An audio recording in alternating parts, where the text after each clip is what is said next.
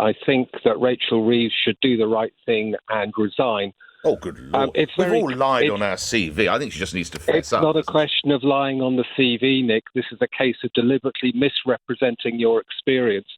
I don't believe for one instance that Rachel Reeves is an economist and has been anywhere near the formulation of any kind of financial policy during her work experience. I think she's totally unqualified for this job, and I think she should do the right thing, which is to resign. A person who's in a position of financial trust cannot abuse that trust in any way whatsoever, and she has abused voters' trust immensely. Lastly, an earlier listener, Marcia, says it really doesn't matter. We have to combat child poverty, we have to combat homelessness, we have to combat other issues. Brian?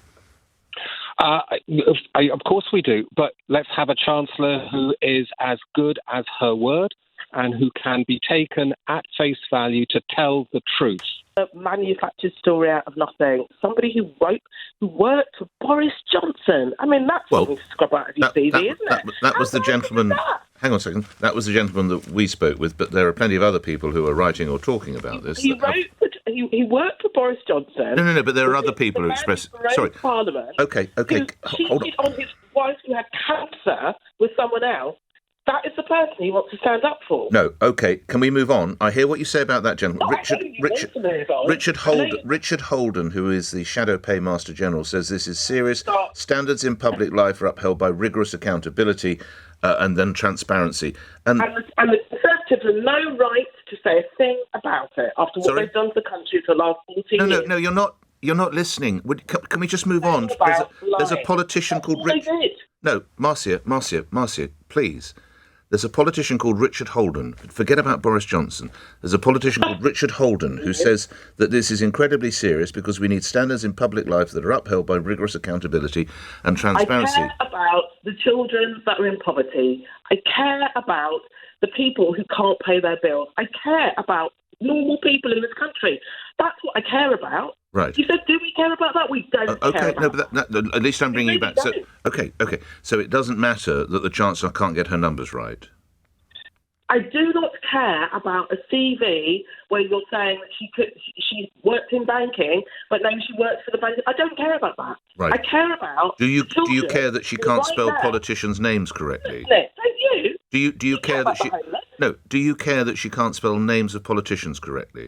I don't care about the spelling typo. No, okay. I don't. I've worked in financial services for over 20 years, and every single financial bank or non-bank that I've worked for, you're vetted before you take the job. So an independent company would vet you. Right. Any gaps in your CVs, what role that you performed. Where does the vetting occur with Rachel? Where did that happen? And how detailed is that vetting?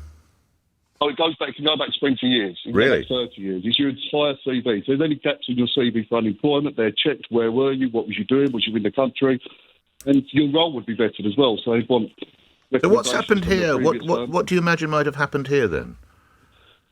I don't know. I don't know why there wasn't any vetting. You can't work in retail banking and then say that you was an economist. If you were doing that from a financial firm, that would be found out, and you wouldn't get the role. If you're going for an economist role, saying that your previous role was as an economist, they would say, well, it wasn't, because your previous employer said that you wasn't an economist, you worked in the retail sector. So, yeah, it's unbelievable that she's in charge of the country's money and this vetting didn't occur. It actually doesn't bother me an awful lot. Okay. I'm not sure how often MPs or actually any worker is intended, how often they have to update their CV. I know whether LinkedIn is an acceptable place for people to be putting down the absolute 100% truth. I'm not sure. As far as I'm aware, it's a voluntary site that people can either go on or not.